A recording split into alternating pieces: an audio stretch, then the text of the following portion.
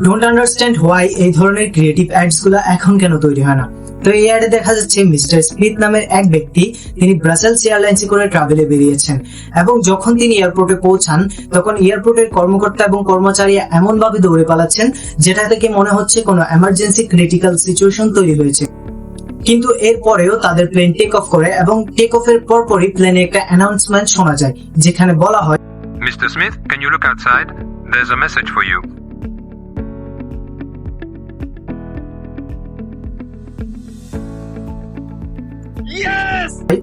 অর্থাৎ মিস্টার স্মিথের ছেলে সন্তান জন্ম নিয়েছে।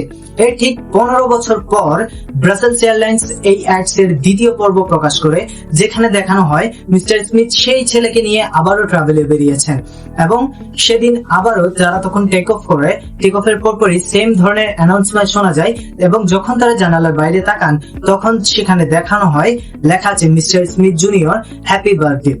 আর এর পেছনের কারণ ছিল বোর্ডিং এর সময় ক্রু মেম্বারকে দেওয়া একটি কার্ড যেখানে লেখা ছিল can you do it again. ভাই, বাংলাদেশি কোনো এয়ারলাইন্স যদি আমার জন্য এমন করে তাহলে ভাই সারা জীবন ওদের সেবা করতে রাজি আছি। কাদের? Crew member.